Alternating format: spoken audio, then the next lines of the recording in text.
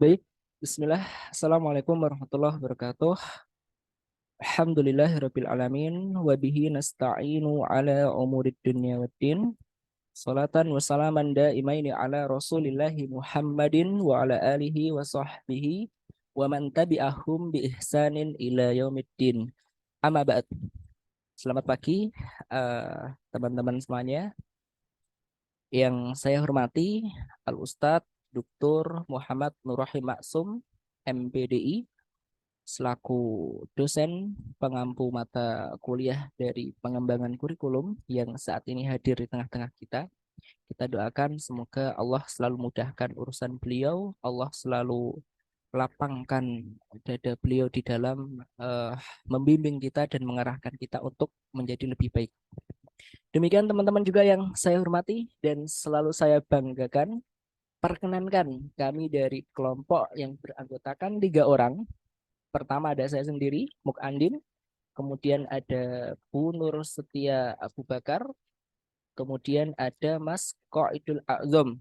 Ya. Insya Allah kami akan membawakan materi yang berjudul konsep dasar program sekolah penggerak. Nah, silahkan disimak.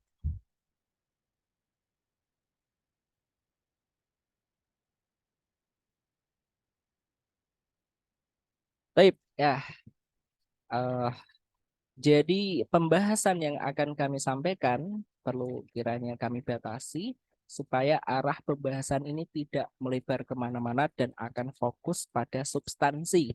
Adapun pembahasan yang pertama, yakni terkait pengertian atau definisi dari sekolah penggerak, kemudian dilanjutkan dengan sasaran program. Jadi untuk siapa saja sebenarnya program sekolah penggerak ini.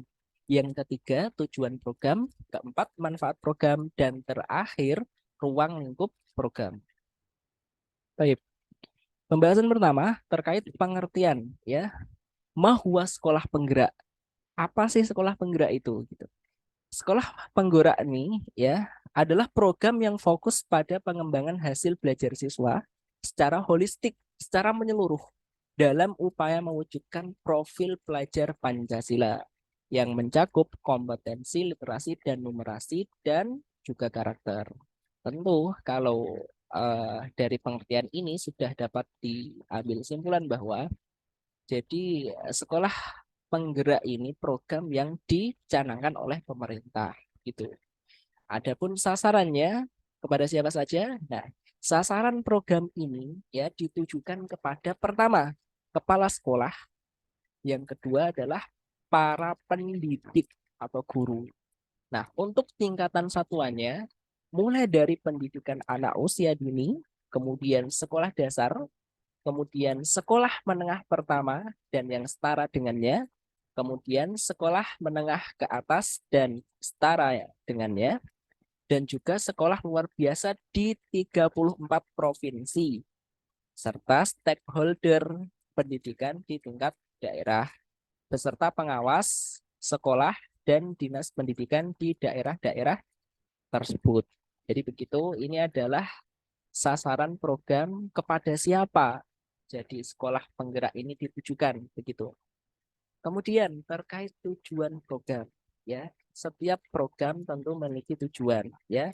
Tujuan dari sekolah penggerak ini adalah untuk mendorong proses transformasi satuan pendidikan agar dapat meningkatkan capaian hasil belajar siswa secara holistik, secara menyeluruh, tidak secara parsial atau terpisah, baik dari segi kompetensi kognitif maupun non-kognitif. Jadi kalau kognitif berkaitan dengan pengetahuan yang ada di kepala siswa, kalau non-kognitif ada 2 hal. Pertama afektif yang berkaitan dengan sikap, karakter, dan juga psikomotorik terkait keterampilan peserta didik. Ya. Dalam rangka apa? Dalam rangka mewujudkan profil pelajar Pancasila. Itu adalah tujuan dari program Sekolah Penggerak. Kita lanjut.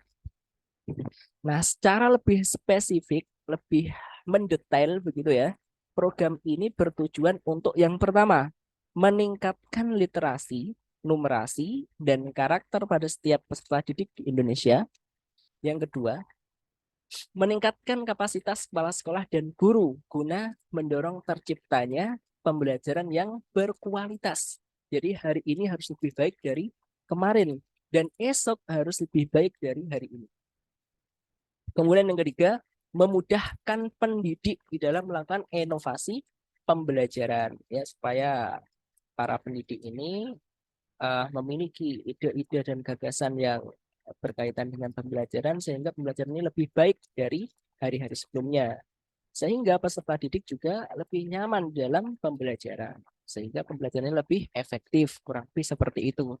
Kemudian juga untuk meningkatkan kapasitas pemerintah daerah agar mampu melakukan evaluasi ya berbasis bukti guna menghasilkan kebijakan pendidikan yang fokus pada pemerataan pendidikan berkualitas. Jadi pemerintah daerah dalam hal ini ya mendapatkan bukti bahwa dari pelaksanaan program sekolah penggerak ini nanti bisa dijadikan sebagai alat evaluasi untuk merumuskan kebijakan-kebijakan yang ada di wilayah kekuasaan pemerintah daerah tersebut. Kurang lebih seperti itu. Yang kelima, menciptakan iklim kolaborasi bagi para pemangku kepentingan di bidang pendidikan di lingkup sekolah, pemerintah daerah maupun pemerintah pusat. Ya, diharapkan dengan adanya sekolah penggerak ini, jadi semuanya tidak berjalan sendiri-sendiri, melainkan ada yang namanya kolaborasi. Sekarang eranya kolaborasi, ya bersama-sama untuk meningkatkan kualitas pendidikan di Indonesia. Sehingga ada kerjasama antara lembaga pendidikan, pemerintah daerah setempat, dan juga pemerintah pusat. Oke, kita lanjut. Nah, janjiannya apa sih manfaat dari program ini begitu?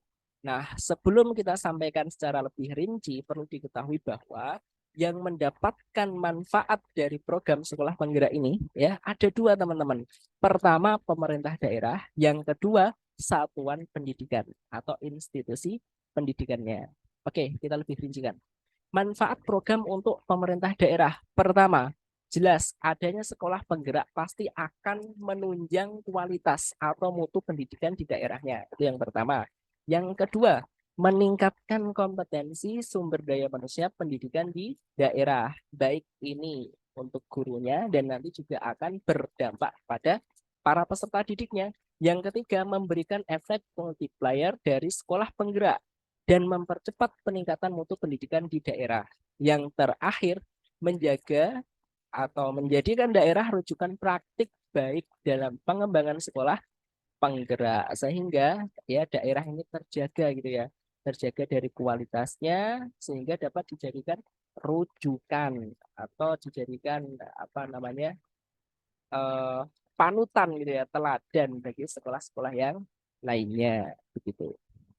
Kemudian manfaat program untuk satuan pendidikan program sekolah penggerak diharapkan setelah diimplementasikannya program sekolah penggerak ini, instansi pendidikan ya mendapatkan manfaat berikut. Pertama, meningkatkan mutu pendidikan di tingkat satuan pendidikan. Jelas ya, adanya sekolah penggerak ini untuk mendongkrak kualitas dari instansi tersebut. Yang kedua, mendapat pelatihan untuk meningkatkan kompetensi kepala sekolah dan guru ya. Jadi secara langsung maupun tak langsung, baik itu pendidik maupun kepala sekolahnya mendapat pelatihan-pelatihan dari sekolah penggerak ini. Yang ketiga, mendapatkan akses teknologi dan digitalisasi sekolah. Ya, ini justru dengan adanya sekolah penggerak ini ya, maka nanti sekolah ini akan mendapatkan dampak yang positif. Dampaknya juga tidak hanya satu dua, tapi banyak sekali. Di antaranya adalah adanya digitalisasi sekolah ya. Yang keempat, mendapatkan pendampingan intensif untuk transformasi satuan pendidikan. Yang kelima, menjadi katalis perubahan, menjadi motor, menjadi penggerak perubahan bagi satuan pendidikan yang lain, gitu kan ya. Jadi kalau kebaikan itu juga bisa menular, maka ketika ada sekolah penggerak di suatu instansi pendidikan, maka ini diharapkan dapat menjadi generator, menjadi katalis perubahan bagi satuan pendidikan-pendidikan yang lainnya. Yang terakhir, mendapatkan tambahan anggaran. Ini penting banget teman-teman ya. Jadi adanya sekolah penggerak ini pasti sekolah itu akan mendapatkan suntikan dana untuk menunjang peningkatan kualitas di sekolah tersebut. Baik itu untuk pemenuhan fasilitas pembelajaran, untuk pembelian buku, bahan ajar, dan lain sebagainya. Begitu. Nah, ini yang terakhir teman-teman. Jadi ruang lingkup program. Nah, kaitannya tentang apa namanya sekolah penggerak ini supaya tidak melebar kemana-mana, maka kita perlu tahu janjane ruang lingkupnya itu sampai mana saja sih. Yang pertama, pembelajaran sekolah akan menerapkan pembelajaran dengan paradigma baru. Ada cara berpikir baru, cara memandang pembelajaran baru dengan model capaian pembelajaran yang lebih sederhana dan menyeluruh holistik. Serta dengan pendekatan differentiated learning dan teaching at the right level, guru akan mendapatkan pelatihan dan pendampingan untuk meningkatkan kapasitasnya dalam menerapkan pembelajaran dengan paradigma baru gitu ya. Yang kedua, manajemen sekolah, program sekolah penggerak akan menyasar peningkatan kompetensi kepala sekolah. Ya, kepala sekolah dapat menyelenggarakan manajemen sekolah yang berpihak kepada pembelajaran melalui pelatihan instruksional leadership, pendampingan, dan konsultasi. Selain itu, peningkatan kapasitas juga mencakup pelatihan dan pendampingan guru untuk meningkatkan kualitas pembelajaran. Oke, jadi di poin yang kedua ini, kepala sekolah akan dituntut untuk mengembangkan manajemen di sekolahnya, sehingga akan berimbas kepada peningkatan mutu sumber daya manusia yang ada di sekolah tersebut. Begitu. Yang ketiga, program sekolah penggerak akan mengoptimalkan pemanfaatan teknologi digital untuk memudahkan kinerja kepala sekolah dan guru. Jadi sekolah yang sebelum-sebelumnya sudah baik dari tingkat penggunaan teknologinya akan semakin baik. Kalau sekolah yang sebelumnya katakanlah masih kurang baik, maka akan menjadi lebih baik. Ini adalah dampak positif dari adanya sekolah penggerak ini begitu. Karena nanti ya aspek dari sekolah penggerak ini salah satunya adalah program digitalisasi atau pemanfaatan teknologi untuk memudahkan kinerja kepala sekolah dan guru. Yang keempat, evaluasi diri dan perencanaan berbasis bukti. Jadi untuk menjadi lebih baik, maka ini harus berbasis atau berlandaskan data. Nah, dengan adanya sekolah penggerak ini, otomatis akan menghasilkan data tentang hasil belajar siswa serta pendampingan dalam memaknai dan memanfaatkan data tersebut untuk melakukan perencanaan program dan anggaran. Maka ya, jadi teman-teman selain apa namanya mendapatkan keuntungan-keuntungan yang telah disebutkan tadi, salah satu keuntungan besar bagi sekolah yang menyelenggarakan sekolah penggerak ini, dia akan memiliki big data gitu terkait hasil belajar siswa setelah ada program sekolah penggerak ini, sehingga apa ini dapat dijadikan bahan untuk menyusun rencana ke depan agar rencana ke depan ini lebih lebih baik kembali dari sebelum-sebelumnya. Terakhir, ya aspek kelima adalah kemitraan antara pemerintah pusat dan daerah melalui pendampingan konsultatif dan asimetris. Ya, jadi antara bawahan dan atasan, antara pemerintah dengan satuan-satuan pendidikan itu ada eh, hubungan dua arah gitu ya. Yang bawah bisa konsultasi ke atas, yang atas bisa memberikan arahan ke bawah. Dalam lingkup daerah, program sekolah penggerak juga akan meningkatkan kompetensi pengawas agar mampu mendampingi kepala sekolah dan guru dalam pengelolaan sekolah untuk meningkatkan hasil belajar peserta didik. Jadi teman-teman semuanya, dengan adanya sekolah penggerak ini maka akan meningkatkan intensitas komunikasi antara pemerintah dengan lembaga pendidikan, sehingga apa? Berangkat dari komunikasi yang baik ini akan terjalin hubungan yang baik. Hubungan yang baik ini adalah modal utama untuk memperbaiki satuan pendidikan itu sendiri. Sehingga diharapkan dengan adanya program sekolah penggerak ini, baik pemerintah daerah dia akan mendapatkan berupa data-data yang dapat dijadikan sebagai bahan untuk merumuskan kebijakan, yang kebijakan itu nanti akan berdampak terhadap masyarakat yang dipimpin di daerah tersebut. Kemudian juga sekolah penggerak.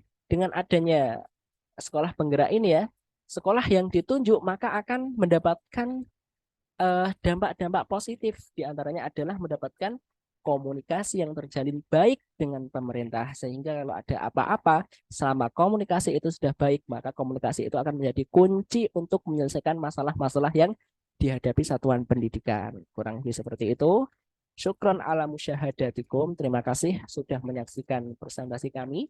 Kami yang bertugas atas nama Mukandim, Nursetia Abu Bakar, Qaidul Azam, mengucapkan banyak terima kasih dan mohon maaf atas kekurangan dan kesalahan kami. Terima kasih. See you when I see you next time. Syukran ala ihtimamikum wa musya'adatikum. Wassalamualaikum warahmatullahi wabarakatuh. Terima kasih.